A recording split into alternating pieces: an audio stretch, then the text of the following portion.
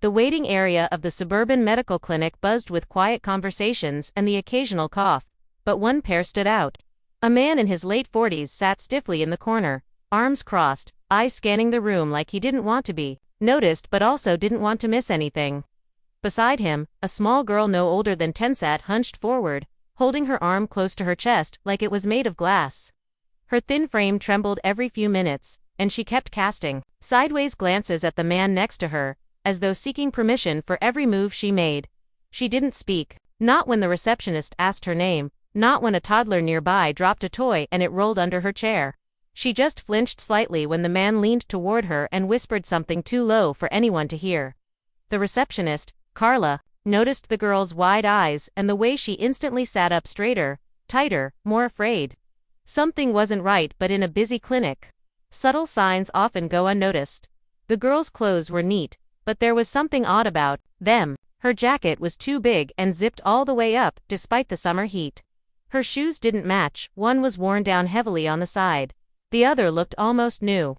Her hands fidgeted endlessly with a little plastic bracelet, tugging and twisting it like it was the only thing grounding her in the moment.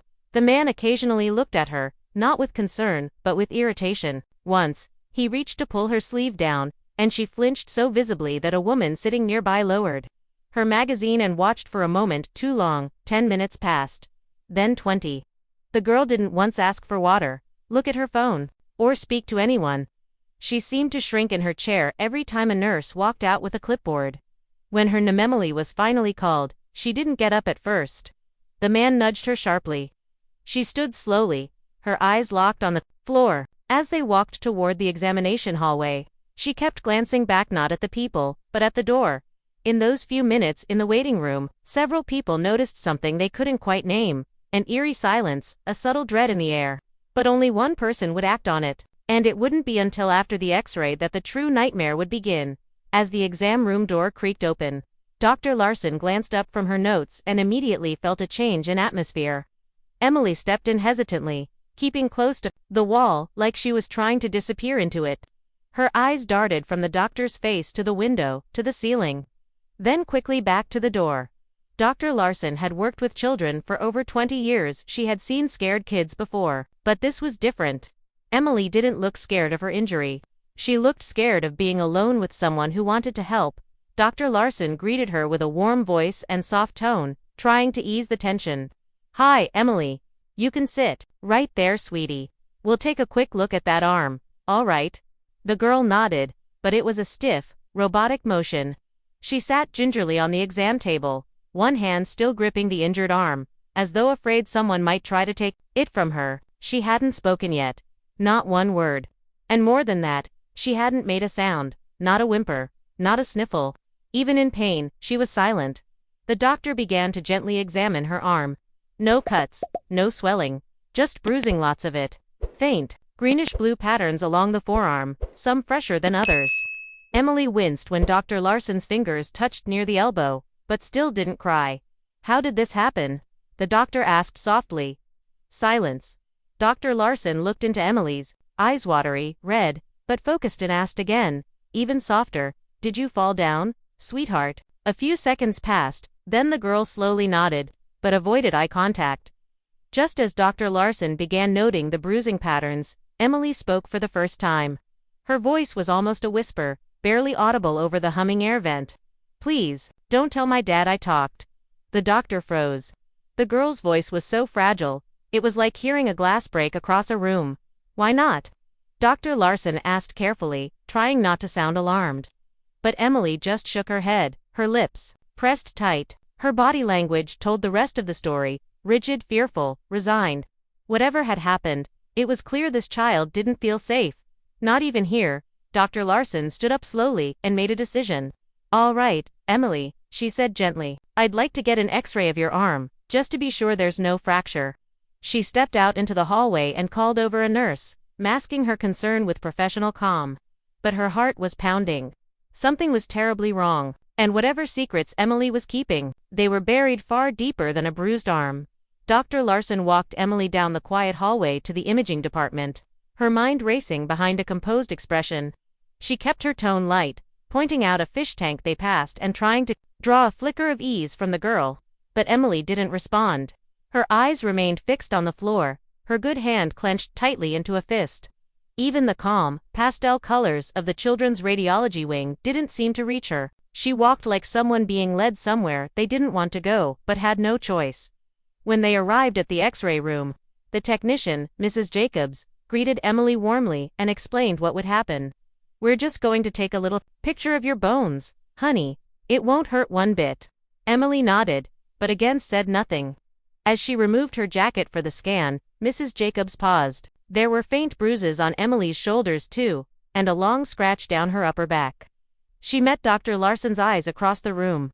Neither of them spoke, but the shared look said everything. This wasn't just one accident. This was something deeper, something darker. The technician positioned Emily carefully, guiding her arm under the imaging plate. Emily winced slightly as her elbow straightened, but didn't cry out. The machine clicked and hummed, taking silent snapshots of a story her voice refused to tell.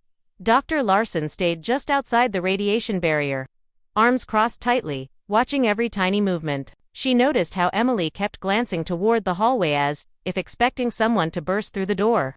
As if scared the man in the waiting room might still be watching. Once the scan was done, Emily slipped her oversized jacket back on without being asked. She returned to her chair in the corner of the room and curled into herself. Dr. Larson leaned over and whispered, "You're doing really well, Emily. We're almost done, okay?"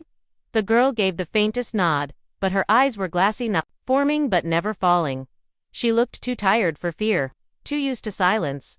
Dr. Larson's chest tightened. She'd seen trauma before, but this was different. This child was trained to hide her pain. Back in her office, Dr. Larson pulled up the X-rays on her screen. As she adjusted the contrast and zoomed in, her stomach dropped. What she saw didn't match the story of a simple fall. The fractures were inconsistent, multiple breaks in different stages of healing.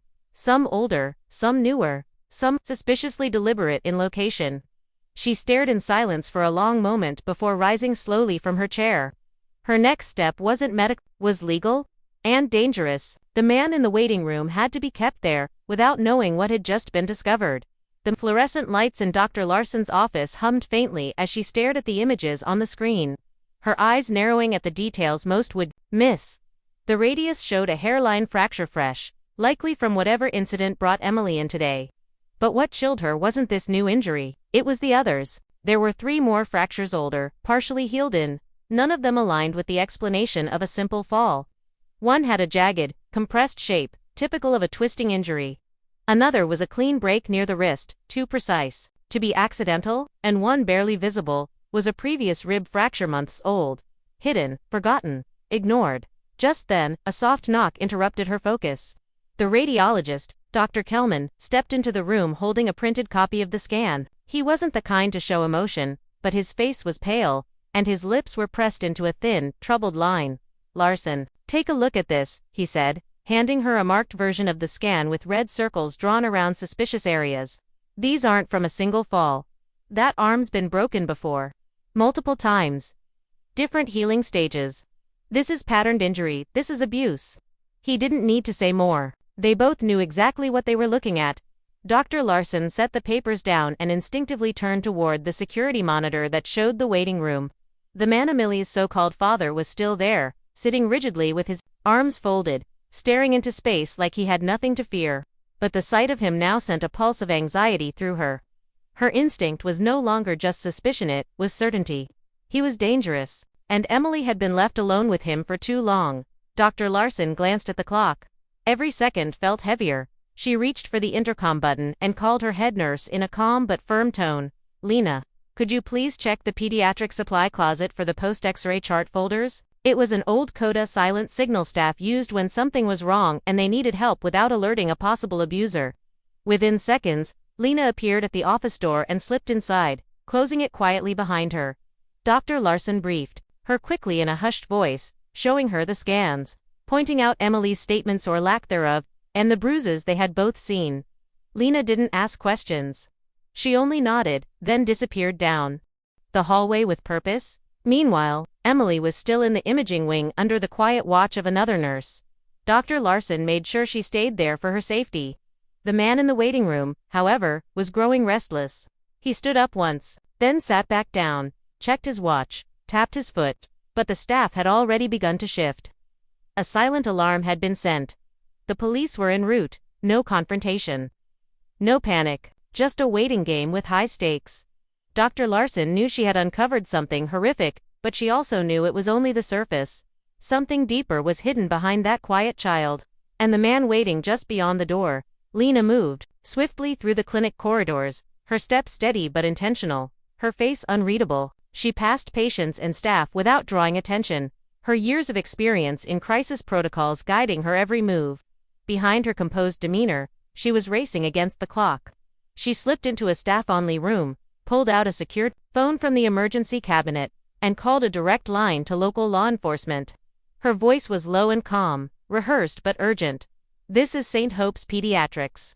We have a possible child abuse case in progress. The suspected abuser is still on site. We need plainclothes officers' quiet approach. Child is safe for now." Within minutes, dispatch confirmed that 2 plainclothes officers were already en route, expected within 10 minutes. Lena relayed the update back to Dr. Larson via secure messaging. Across the clinic, the staff moved like clockwork, subtly isolating the man without letting him sense it. His name on the intake form was Greg Hartman, and he'd listed himself as Emily's biological father, but when staff began checking the records, they noticed something strange. No previous file under that name, no insurance match, no legal guardian documents, just a signature. No medical history for Emily either, even though she was listed as a local.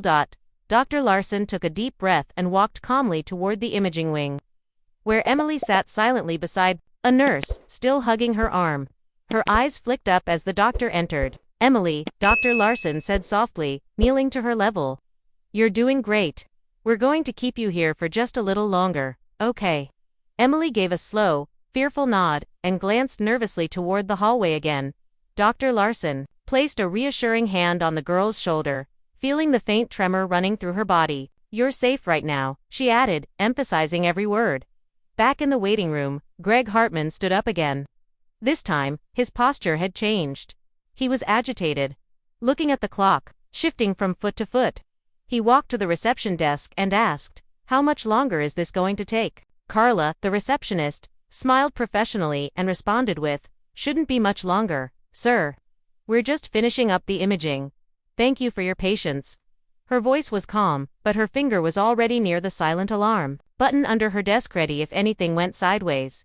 He grunted and returned to his seat, but not before muttering something under his breath that no one could quite catch. Moments later, 2 individuals entered through the side door dressed casually, but with the unmistakable posture and presence of law enforcement. They spoke briefly to Carla and were led through the staff corridor to Dr. Larson's office. The moment had arrived. Everything that had been quietly unfolding over the last hour was about to come to a head.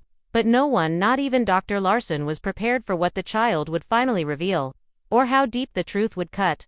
The 2 officers, posing as concerned visitors, were quietly briefed by Dr. Larson and Lena in the back hallway. They kept their voices low, listening intently as Dr. Larson described Emily's X-ray findings, her fearful behavior, and the bruising. "She hasn't said much," the doctor admitted, "but what little she has said, she's terrified of him," she whispered, not to tell him she talked. "That's all I needed to hear." The officers nodded and exchanged a glance. This wasn't just a welfare check anymore, this had signs of long-term abuse and possible abduction. The younger officer radioed for backup to be staged nearby, just in case the situation escalated. While they prepared, a nurse guided Emily into a smaller consultation room adjacent to Dr. Larson's office, away from the main corridor. The child hesitated as she stepped inside, glancing toward the hallway again. She looked like a bird, too scared to land. The female officer gently entered a moment later, not in uniform, and knelt to Emily's level. "Hi, Emily. My name's Mia. I'm just here to talk to you for a second, if that's okay." Emily didn't respond. Her fingers were knotted tightly in the fabric of her jacket. Her good hand trembled in her lap. Mia sat on the floor beside her instead of across, giving her space. "You're not in trouble. I promise. We just want to help. But we need to understand what's going on. The man who brought you here, is he really your dad?" Silence. Emily blinked slowly, her eyes clouded with fear. Then, after a long pause, she whispered, He says he is. But I don't think he is anymore. It was a strange way to phrase it. The officer looked up at Dr. Larson, who stood frozen in the doorway. What do you mean, sweetie? Mia asked. Did someone tell you to call him Dad? Emily nodded, barely perceptible. Her voice was faint, hollow. He told me I had to, he said. If I didn't, people would take me away forever, like they took Mom. The words were like ice. Mia's voice softened further. Emily, do you know where your mom is now? Another pause, then a fragile answer. He said she left, but I heard her crying. I heard her yelling one night, then she was just gone.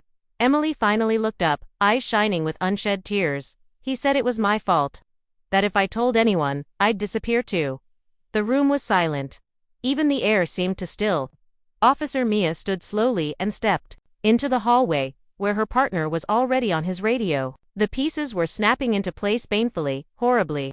Emily hadn't just been abused. She may have witnessed something far worse. And the man, still waiting calmly in the lobby, had managed to live undetected, unquestioned. Until today, until the bruises, until the whisper. Now, what Emily had survived might become the key to unraveling a crime far darker than anyone imagined. Back in the waiting room, the atmosphere had subtly shifted. More staff members than usual lingered near the front desk. Conversations were shorter, the smiles more forced. Greg Hartman seemed to sense something was wrong. He stood up again, paced once, then returned to his seat with a sharp exhale.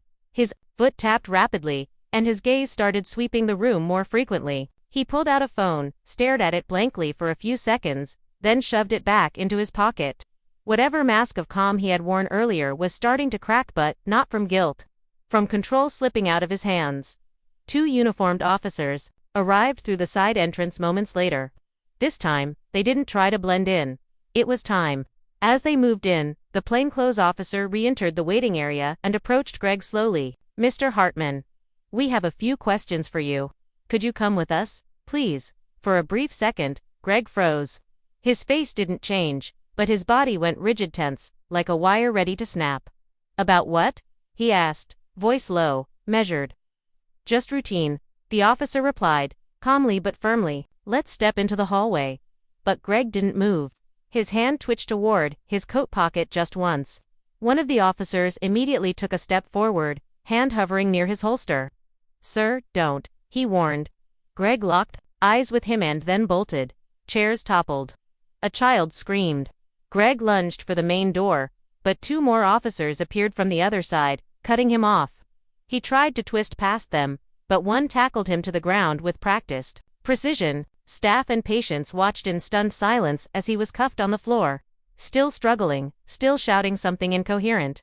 His voice cracked, not with fear but with fury.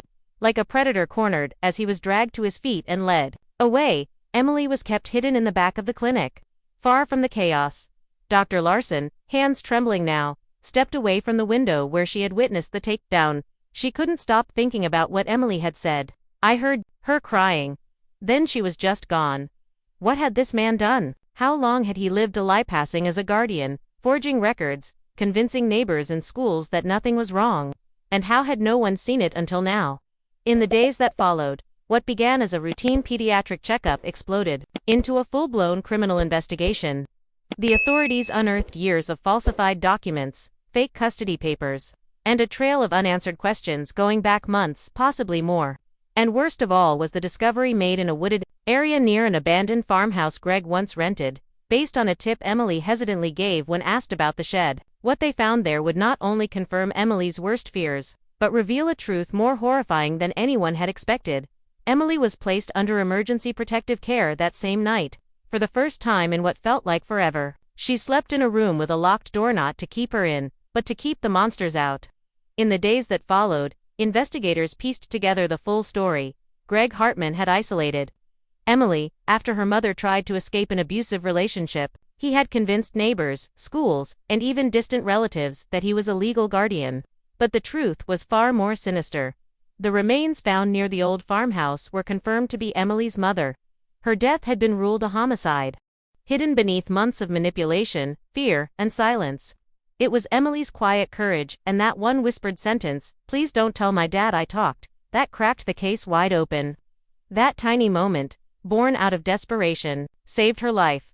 Greg Hartman was later sentenced to life in prison without the possibility of parole. And as for Emily, healing didn't come overnight, but in time, with support, care, and safety she had never known before, her voice returned stronger than ever, because even the smallest voice, when finally heard, can uncover the darkest truth.